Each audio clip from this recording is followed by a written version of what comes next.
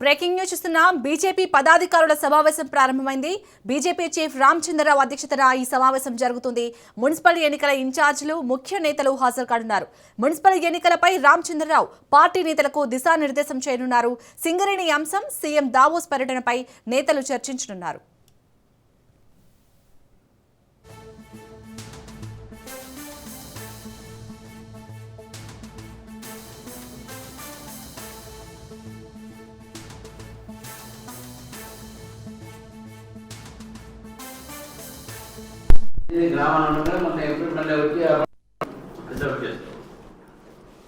For example Veligonda పనిచేసే teacher కొనుగోలు ఉంటాడు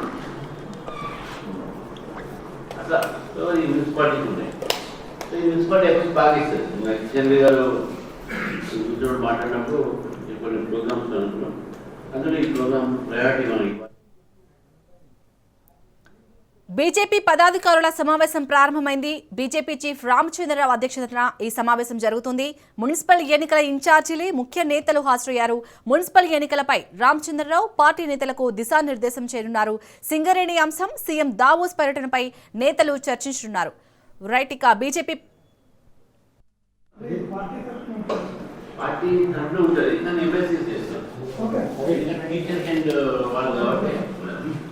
తర్వాత పార్టీ పేరు పెట్టాలని వాళ్ళు ఆలోచన చేసిన తప్పనిసరి వస్తున్న వాళ్ళకి మనం పొలిటికల్ పార్టీలో గవర్నమెంట్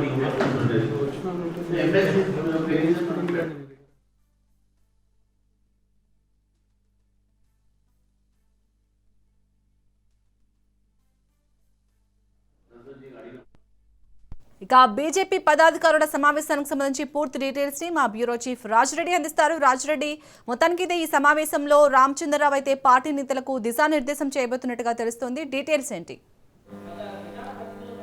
కొద్దిసేపటి క్రితమే పదాధికారుల సమావేశం ప్రారంభమైంది. పదాధికారుల సమావేశంలో రామచంద్రరావు అధ్యక్షతన ఈ యొక్క సమావేశం జరుగుతుంది. అయితే ఈ యొక్క సమావేశంలో పార్టీ రాష్ట్ర కమిటీ పైన కూడా అసంతృప్తిని వ్యక్తం చేస్తున్నట్టు తెలుస్తుంది. ఎందుకంటే రామచంద్రరావు అధ్యక్షుడైన తర్వాత కొత్త కమిటీని వేసి 4 నెలలు అవుతుంది.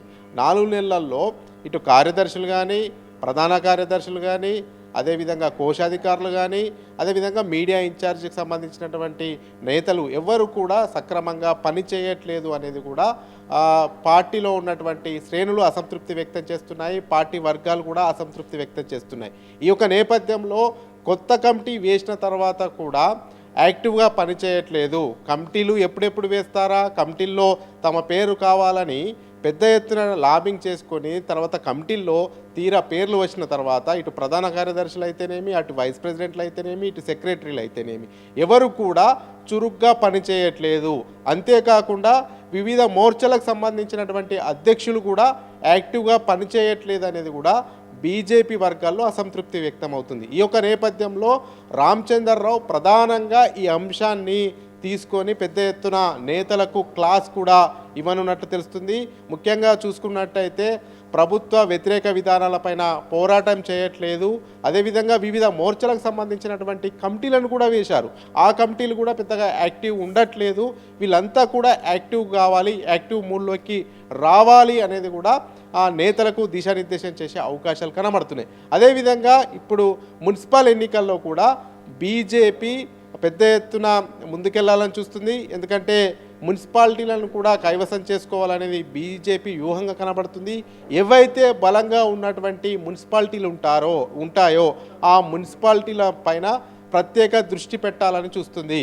ముఖ్యంగా మున్సిపాలిటీలు ఏవైతే బీజేపీ గెలిచే అవకాశాలు ఉంటున్నాయో ఆ అవకాశాలను బట్టి సర్వేలను చేపించేసి అక్కడ వనరులను కూడా పెద్ద ఎత్తున పెట్టి అక్కడ కాన్సన్ట్రేషన్ పెడితే కొన్ని మున్సిపాలిటీలను గెలుచుకుంటే, కైవసం చేసుకుంటే పార్టీ కూడా బలోపేతం అవుతుంది అనేది కూడా బీజేపీ ఆలోచన కనబడుతుంది. అందులో భాగంగానే మున్సిపాల్కి సంబంధించినటువంటి మున్సిపాలిటీలు ఏవేవి గెలిచే అవకాశాలు ఉన్నాయి, ఎవి బలంగా ఉన్నాయి, ఎవి బలహీనంగా ఉన్నాయి, ఎవి హార్డ్ వర్క్ చేస్తే గెలిచే అవకాశాలు ఉన్నాయి, వీటన్నిటిని కూడా అంతర్గతంగా బీజేపీ కూడా పార్టీ సర్వే చేపిస్తున్నట్టు తెలుస్తుంది. ఈ యొక్క నేపథ్యంలో రిపోర్ట్ వచ్చిన తర్వాత ఎక్కడైతే బలమైనటువంటి మున్సిపాలిటీలు ఉంటాయో, ఎక్కడైతే గెలిచే అవకాశాలు ఉంటాయో ఆ గెలిచే అవకాశాలు ఉన్నటువంటి మున్సిపాలిటీల మీదే ఫోకస్ ఎక్కువ చేసి అక్కడనే వనరులను ఎక్కువగా కేటాయించి పెద్ద ఎత్తున అక్కడనే క్యాడర్ను పంపించేసి వాటి మున్సిపాలిటీల మీద కాన్సన్ట్రేషన్ చేసి ఆ యొక్క మున్సిపాలిటీలను గెలుచుకోవాలనేది కూడా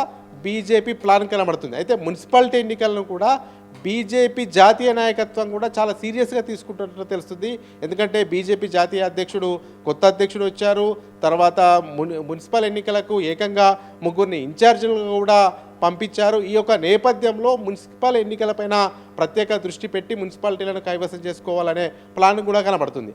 అదేవిధంగా సింగరేణి అంశం ఇప్పుడు పెద్ద ఎత్తున చర్చ జరుగుతుంది. సింగరేణికి సంబంధించి బీఆర్ఎస్ పెద్ద ఎత్తున ఆరోపణలు చేస్తుంది. కాంగ్రెస్ ప్రభుత్వం వచ్చాక సింగరేణిలో కొత్త విధానం పెట్టారు. ఫీల్డ్ సైట్ విజిట్ అనేది కొత్త సిస్టమ్ పెట్టారు. అంటే కేంద్ర ప్రభుత్వం సైట్ విజిట్ పెట్టినా కానీ ఎవరైనా సైట్ విజిట్ చేయాలంటే సెల్ఫ్ డిక్లరేషన్ ఇవ్వాలి.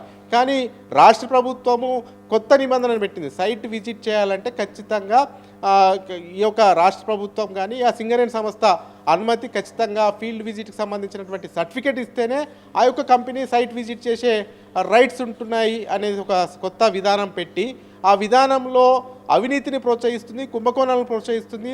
అర్హులైనటువంటి కంపెనీకి ఏమో సైట్ విజిట్కు సర్టిఫికేట్ ఇవ్వట్లేదు. ఎవరైతే లాబింగ్ చేసుకుంటున్నారో, ఎవరైతే అవినీతికి పాల్పడాలని చూస్తున్నారో వాటికి మాత్రమే సైట్ విజిట్కు సర్టిఫికేట్ ఇస్తున్నారు. కాబట్టి ఈ యొక్క నేపథ్యంలో బీఆర్ఎస్ సిబిఐ ఎంక్వైరీ వేయాలని కన్సల్ట్ మంత్రి తెలంగాణ ప్రాంతానికి చెందినటువంటి కిషన్ రెడ్డి బొగ్గు గనుల శాఖ మంత్రిగా ఉన్నారు. కాబట్టి ఈ అంశాన్ని కూడా పెద్ద ఎత్తున ప్రజల్లోకి తీసుకెళ్లాలి అనేది కూడా బీజేపీ వ్యూహరచన కనబడుతుంది. ఎందుకంటే బీజేపీని బదనాం చేసే అవకాశాలు ఇందులో ఉన్నాయి. బీఆర్ఎస్ బీజేపీని టార్గెట్ చేస్తుంది, కావాలనే సిబిఐ ఎంక్వైరీ వేయట్లేదు అని. ఈ అంశాన్ని ఏ రకంగా ప్రజల్లోకి తీసుకెళ్లాలనే అంశంపైన కూడా చర్చించే అవకాశం ఉంది. ముఖ్యంగా ఇప్పటికే సిబిఐ ఎంక్వైరీ కూడా వేయడానికి సిద్ధము. అదేవిధంగా ప్రత్యేక దీనికి సంబంధించినటువంటి దర్యాప్తు బృందాన్ని కూడా ఏర్పాటు చేస్తామని కిషన్ రెడ్డి చెప్పారు. రాష్ట్ర ప్రభుత్వం కోరితే ఖచ్చితంగా సిబిఐ ఎంక్వైరీ కూడా జరిపిస్తామని కిషన్ రెడ్డి చెప్పినటువంటి నేపథ్యంలో ఇదే అంశాన్ని ప్రజల్లోకి తీసుకెళ్లాలి. ఇప్పుడు ఈ 2 సంవత్సరాలు కాదు, అసలు తెలంగాణ రాష్ట్రం ఏర్పడిన దగ్గర నుంచి ఏ రకంగా ఈ బొగ్గు గనుల్లో అవినీతి జరిగింది, అదేవిధంగా నైనికి సంబంధించినటువంటి దానిలో కూడా ఏ రకంగా అవినీతి జరిగిందో అటు బీఆర్ఎస్ గవర్నమెంట్ ఉన్నప్పుడు ఇటు కాంగ్రెస్ గవర్నమెంట్ అధికారంలోకి వచ్చినాక 2 ప్రభుత్వాలపైన సిబిఐ ఎంక్వైరీ వేయించాలి అనేది కూడా బీజేపీ డిమాండ్ చేస్తుంది. ఇదే అంశాన్ని పెద్ద ఎత్తున ప్రజల్లోకి తీసుకెళ్లాలనేది కూడా చూస్తుంది. అదేవిధంగా రెగ్యులర్గా పెట్టుబడుల కోసము దావోస్ వెళ్తున్నటువంటి ముఖ్యమంత్రి అసలు గతంలో కూడా వెళ్ళాడు, ఇప్పుడు వెళ్ళాడు. గతంలో చాలా లక్షల కోట్లు పెట్టుబడులు వచ్చాయని చెప్పారు, ఇప్పుడు కూడా లక్షల కోట్లు పెట్టుబడులు వస్తున్నాయని చెప్పారు. అసలు ఎంతవరకు పెట్టుబడులు వచ్చాయి, ఏ రకంగా పెట్టుబడులు వచ్చాయి, ఆ పెట్టుబడులు వచ్చినటువంటి ఎంఓయూలు చేసుకునే అన్నీ కూడా పెట్టుబడులు వస్తున్నాయా, రావట్లేదా, ఇదంతా కూడా తెలంగాణ ప్రజలను గందరగోళపరిచే విధంగా ఉంది. ఇదంతా కూడా పెద్ద ఎత్తున బయట పెట్టాలి, నిజాలు బయట పెట్టాలి, వాస్తవాలను బయట పెట్టాలి, ప్రజల్లోకి తీసుకెళ్లాలనేది కూడా బీజేపీ చూస్తుంది. అసలు పెట్టుబడులు వస్తున్నాయా, రావట్లేదా, ఎంఓయూలు కుదుర్చుకుంటున్నారు, మరి ఎక్కడ కూడా పెట్టుబడులు వచ్చినటువంటి సందర్భం కనబడతలేదనేది కూడా బీజేపీ అంటుంది. ఈ యొక్క నేపథ్యంలో ఈ 3 అంశాలపైన ఫోకస్ చేస్తూనే పార్టీ బలోపేతం పైన కూడా దృష్టి పెడుతున్నారు. ముఖ్యంగా కొత్త కమిటీల్లో ఎవరికైతే అవకాశం వచ్చిందో వాళ్ళు ఎవరు కూడా సరిగ్గా పనిచేయట్లేదు అనేది కూడా ఇటు బీజేపీ శ్రేణులు, బీజేపీ వర్గాలు అసంతృప్తి వ్యక్తం చేస్తున్నాయి. ఈ యొక్క నేపథ్యంలో పదవులు వచ్చినటువంటి నాయకులు ఎవరు కూడా సరిగ్గా పనిచేయట్లేదు. కమిటీలో దాదాపు 20 మందికి చోటు కల్పించాము, అయినా కూడా ఎవరు సరిగ్గా దూకుడుగా పనిచేయట్లేదు, ఎవరి పాత్ర వాళ్ళు పోషించట్లేదు.